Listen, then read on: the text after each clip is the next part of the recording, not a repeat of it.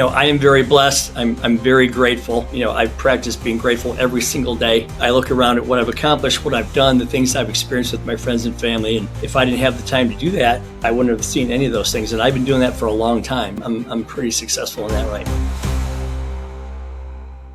What if the path to comfort, peace, and financial freedom didn't require a college degree? Maybe just a shovel and a vision and some relentless work ethic. Well, today's guest is going to prove that that is possible. Welcome back to The Root of All Success. I'm your host, the real Jason Duncan. This is episode number 335. My guest today is Ken Rusk. He's the best-selling author of Blue Collar Cash. He's the founder of Rusk Industries, a 9-figure construction empire. And he's the host of the Comfort, Peace, and Freedom podcast. Ken started digging ditches at 15 years old. He turned blue collar grit into a blueprint for success that has inspired thousands of people. And he's from mentoring at Boys and Girls Clubs to sharing stages nationwide. His mission is very simple. Show people that you don't need a degree to design a life of freedom and fulfillment. So Ken, welcome to the show. Thanks, Jason. I appreciate it. Thanks for having me. Well, you started digging ditches, like I said, at age 15, and now you've built a 9-figure construction business and you don't have a college degree. So what's the biggest lie that we tell young people about success? Well, first off, there's this expectation that you go through high school, you get good grades, and then, you're supposed to get a good score in your ACT, and then you're supposed to get a scholarship, and then you go to college and you learn something important, and then there's a job waiting for you that's going to pay you a pile of money at the end of that. And we know from the reality that just isn't the case. I mean, currently there's 177 million people considered full employment in the United States. Well, 77 million of those people still do something with their hands today. So 50% of our country is still doing something in a trade or a skill or some type of craft or whatever, and making a great living doing it. So I would say the biggest lie is you've got to go to college to be successful. That's just never been true. And also that you have to take on large sums of debt in order to learn some crazy thing with a master's degree in order to make that happen. Some of the most wealthy people I know, all my friends, are all blue collar guys. And that just seems to be the way it is. Most teenagers that are working blue collar jobs see those jobs as temporary. It's just something they do for a while. What made you realize this could be the foundation of something a lot bigger than that? Well, I like to be in control of my future, financial future, the things I want to bring into my life, whether it's I manifest something or I go buy something or whatever it is. And so for me, I knew that if I was working for myself, I could control my input. I could control my output and the quality of that output. I could control my day, my time, my schedule, and most importantly, my financial gain. So why would I want to cede that to somebody else and kind of hope that I become successful at the pace of somebody else's, vision for me? I would rather control all those outcomes myself, because at the end of the day, me and only me knows what I want my life to look like. Nobody else does. So why am I allowing other people to try to format that for me? I think today, in just about every podcast on the planet that's being recorded right now, there's some sort of mention of AI and its impact on society, its impact on the economy, impact on different industries.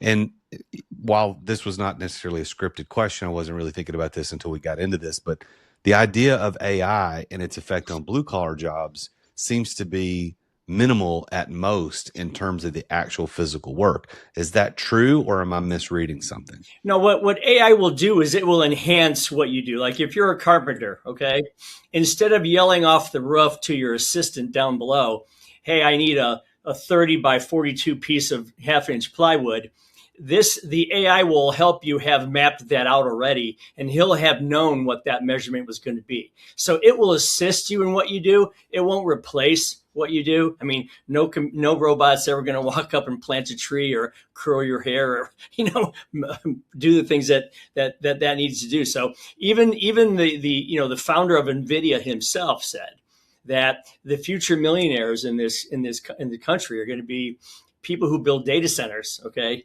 Well, carpenters, plumbers, electricians, welders, pipe fitters, coders.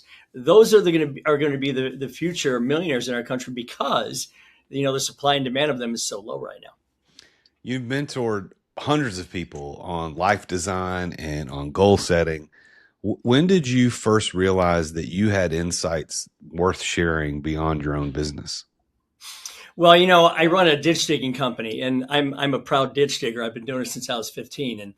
And when you have a group of 225 people, you hear it all. I mean, you experience it all, Jason. I can tell you the stories, but the one thing that you figure out is you need to come up with a culture or a formula that people will want to work within your organization.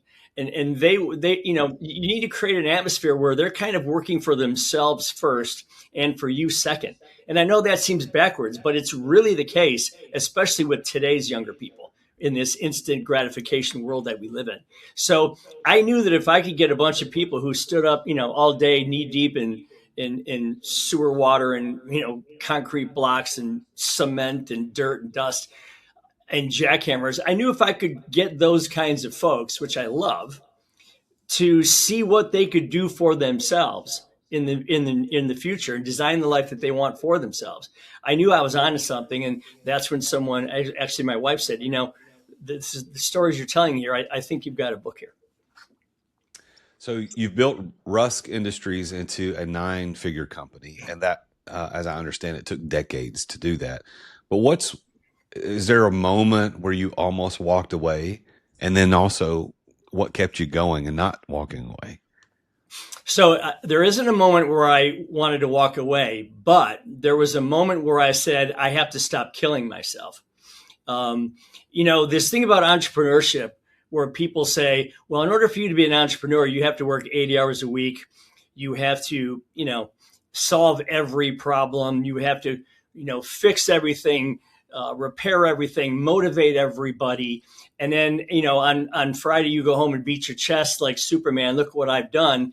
You also have high blood pressure, diabetes, and you can't remember your kids' first names, but you made a few bucks and that's cool.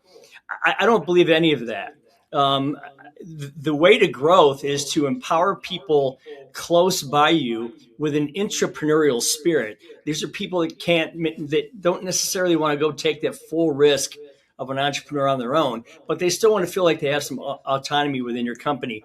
This is a much longer answer, but getting people to understand that they can get what they want with and through your company, meaning that, again, they work for themselves first and you second, that's the power to momentum.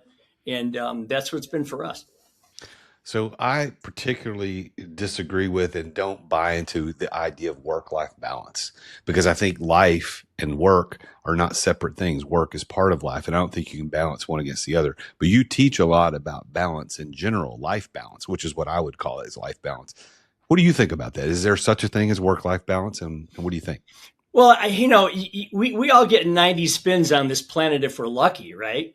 So you can't wait until you're 70 to say, okay, now I'm going to enjoy my life. I mean, that's crazy. That you have so much more energy and zest for life when you're 40, 50, 60, 70 years old. So for me, the very first thing I do when I go in on Monday is I say, okay, Ken first. I plan my workouts. I plan my meetings or my after work stuff with my friends, hanging out with my daughter or my wife. I plan all of the me things first, and then I put work in around that. Now I know that sounds altruistic, but it works if you just start doing it. It doesn't mean you have to leave work in the middle of the day to go work out. That's not the point. The point is you plan all those things first so that you've got you taken care of.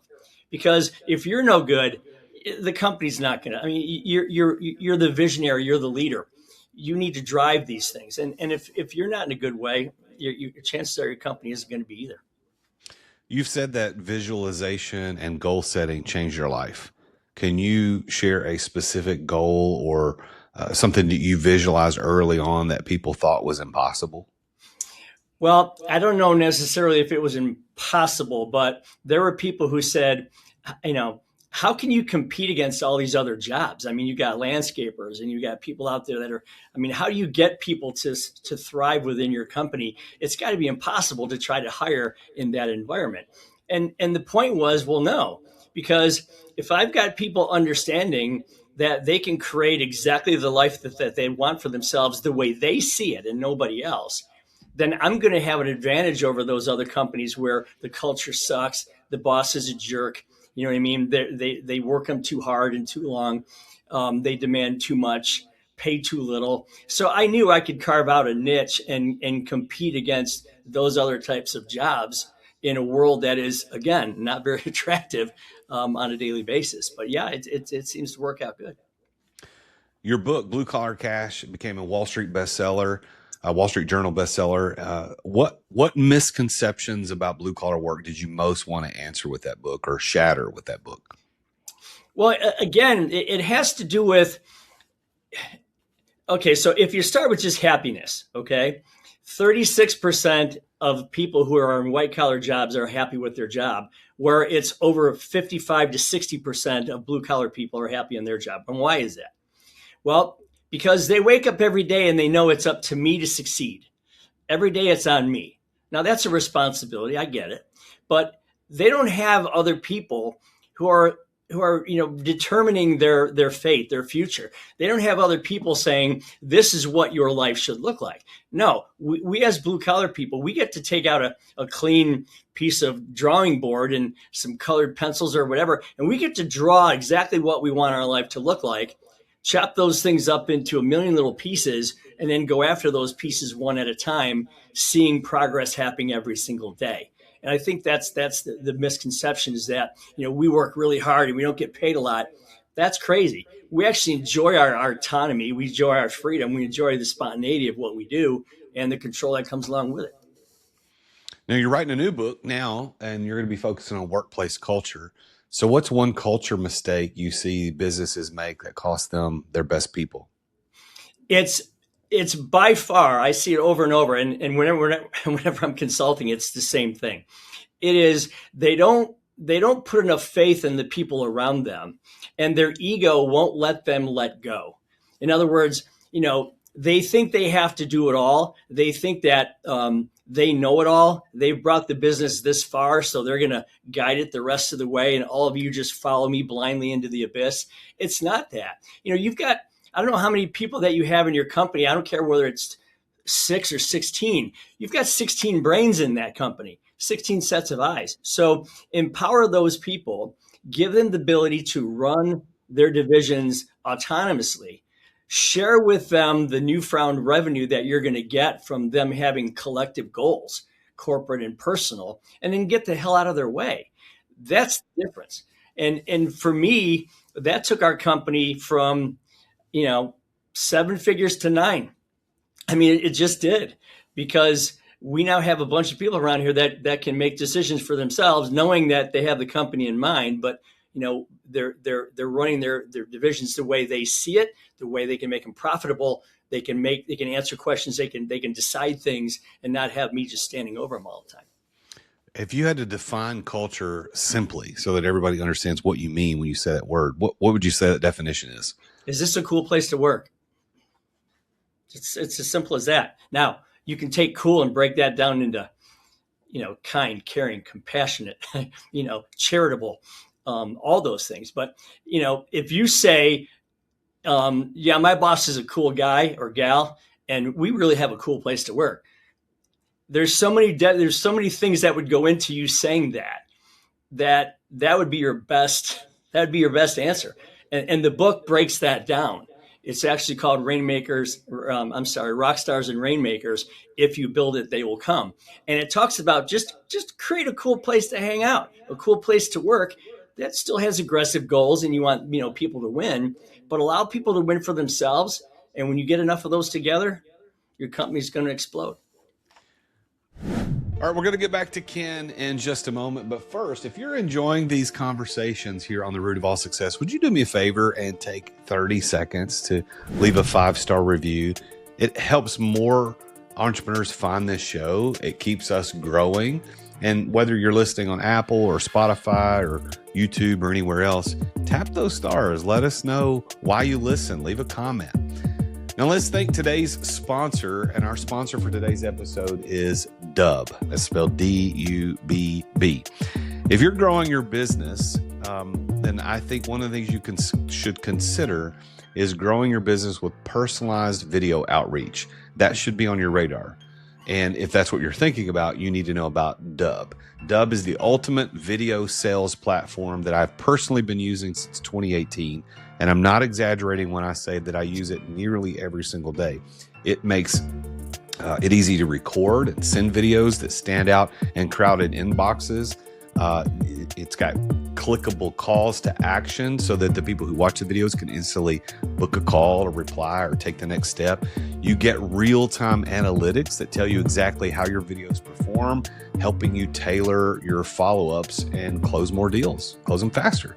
So whether you want to boost email engagement, if you want to ramp up your social media presence, or if you want to speed up your sales funnel, Dub has lots of tools to make it happen without the complicated software, the lengthy setups. And if you want to see how this game-changing platform can actually work for you, head over to therealjasonduncan.com/dub. Again, that's DUBB, therealjasonduncan.com/dub. And you can learn more about it. You can get started with Dub today. You get 50% off your first couple months plus a free trial.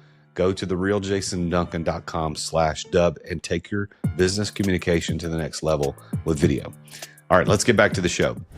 So Ken, you advocate for something that you call comfort, peace, and freedom. Comfort, peace, and freedom as life goals. So how do you respond to critics who say, hey man, that sounds too soft for the business world? Well, once you start to define what comfort, peace, and freedom is, that is, see, I actually want that feedback, because what happens is when you ask somebody to design their perfect life, too often you get, well, I want a yacht, I want a McMansion, I want 15 cars, I want a hot wife or whatever, hot husband, I mean, whatever it is, right? And the reality is people don't actually think that way. There are people that say, if I could live like this, if I could have this kind of house in the country with my pickup truck, or if I could have this type of apartment in the city and I have an electric bike, or everyone has their own unique version of what comfort, peace, and freedom is. So all I'm trying to do is provoke the thought that don't just cookie cutter what you think a cool, successful life would be.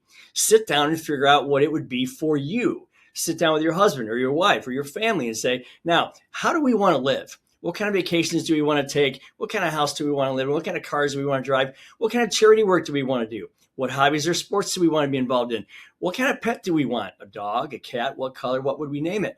You have to really set these things in motion through the vision that you and your family share. So I think if I get that feedback, I'm okay with it, because it instantly gets people to understand that not everybody wants those kinds of things. And if you as a CEO think, well, I have a fancy race car, maybe everyone else should have that. No, that's not exactly true.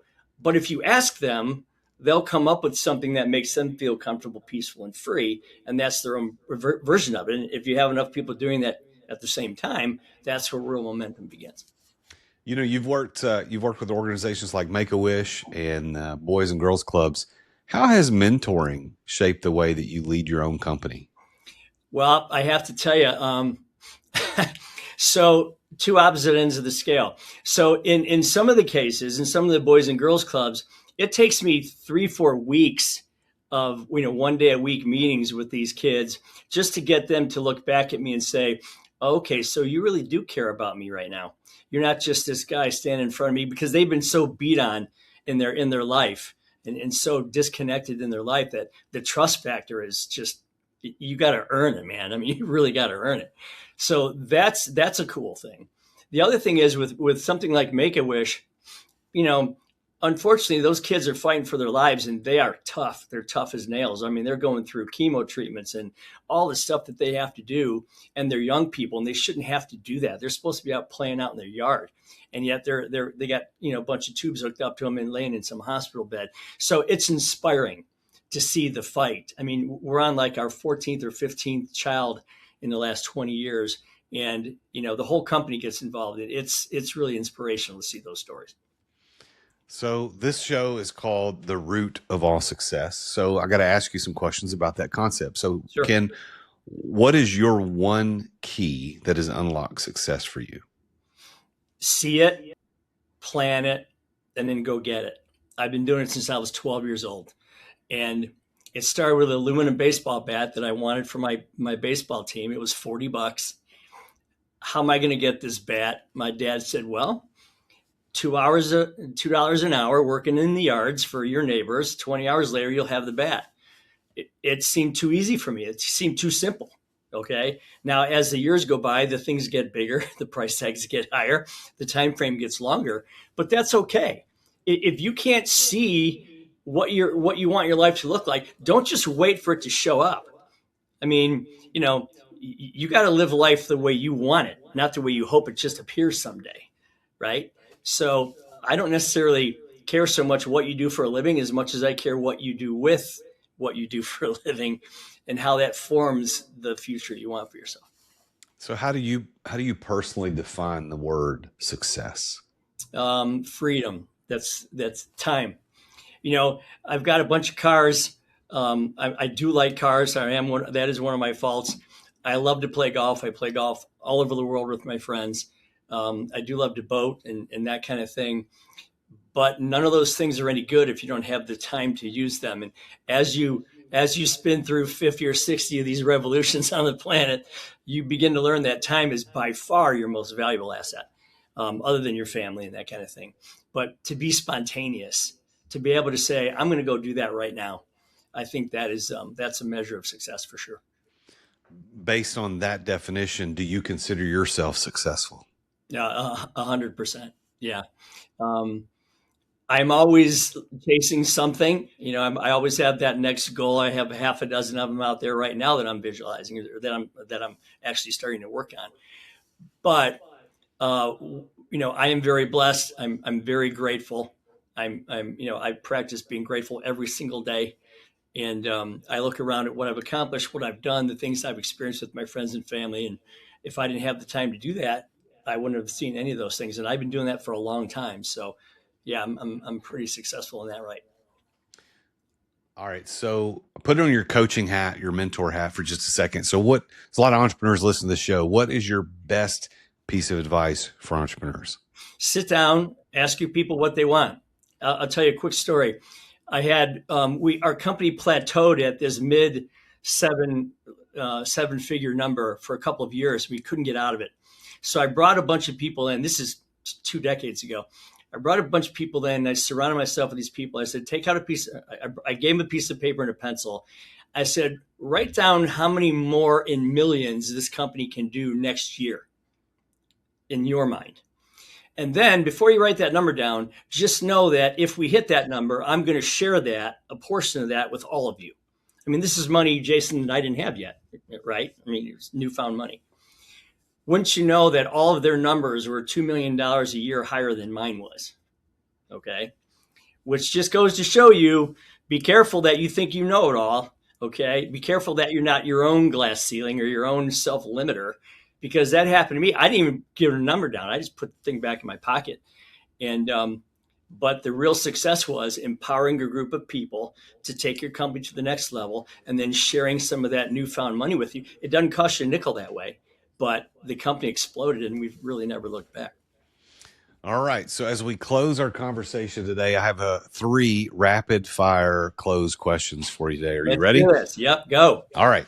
What's one trade skill every entrepreneur should learn, even if they never use it personally? How to fix something around the house. I mean, anything. Just be handy around the house. Saves you so much money. That is true. Second question, what's the most underrated blue collar job that's actually a gold mine? Well, other than the one that we're in, God, that's a great question. Well, let me answer it a different way. So if you're thinking about a career in blue collar trade, if you go to like Lowe's or Home Depot or one of those places and you go to the commercial desk, where they are looking for, they deal with commercial people every day, all day long. Just ask them, hey, what's missing in this town?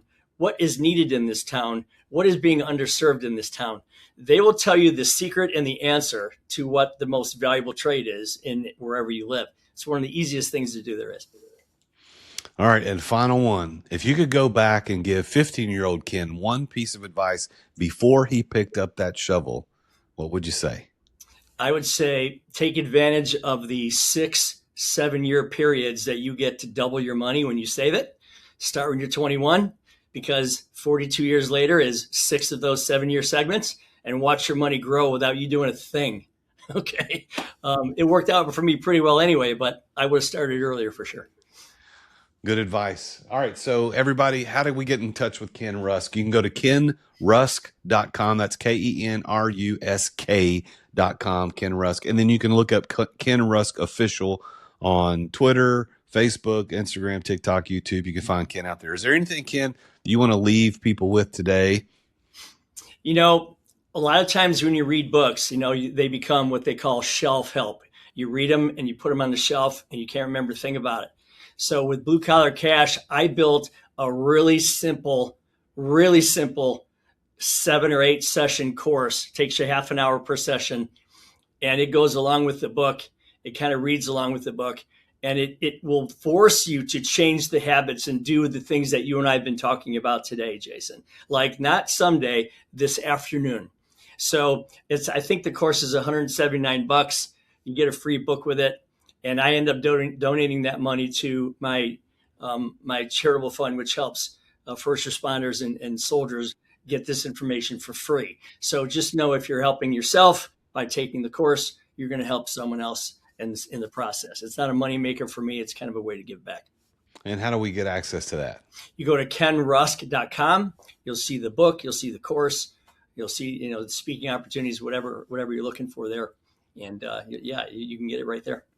Well, Ken, thank you so much for being on the show. Congratulations on all your success, and congratulations on taking it and turning it for good for the world, for giving back. I appreciate that very much. So thank you for being here today. Thanks, Jason. Happy to be here. Well, there you have it. Another successful entrepreneur sharing his story and what he's doing and how he's making an impact in the world. And I think if you pay close attention to the guests I've had on the Root of All Success, with very few exceptions, one of the things you see is this ribbon that flows through everybody's story when they become wealthy and successful through business or whatever means they've created wealth, is they're giving back. They're doing something that's beyond themselves. So as you, entrepreneur, listening to the show, generate wealth, what are you doing to give back? It's really easy to get caught up in the minutia of business and the excitement of making a lot of money, but make sure you take that moment to step back, to look at who you can impact, make a difference in this world, because money is good, money is important, money is necessary, but money is also a key to make a huge transformation in people's lives. So don't miss that. And I appreciate Ken helping us see that through his own example and what he's doing. He can still have the nice cars and play golf all over the world, and you can also help people. You can do those things. So thank you for listening today. Thank you for following Ken. Go check him out. Go check out that course at kenrusk.com. Thanks for listening. Make sure you tune in again next week. I'm going to talk with yet another very successful person about his or her journey to success. Until then, as always, I'm your host, the real Jason Duncan, and Jesus is King. Attention business owners. Attention business owners. Feeling burnout from running your business? Uncertain if you're nearing burnout? Take our free 10-question business burnout test at businessburnouttest.com to discover where you stand. With just 10 quick questions, you'll learn how to immediately begin making changes to regain freedom and success. Cut your daily operations time in half. Improve your quality of life and prepare your business for your future exit without losing revenue or profit. Visit businessburnouttest.com now and take the test. Thank you for listening to another edition of The Root of All Success with the real Jason Duncan. If you've enjoyed this week's episode, visit therootofallsuccess.com to access the show notes and other helpful resources. Follow Jason on social media at The Real Jason Duncan. See you again next time here on The Root of All Success.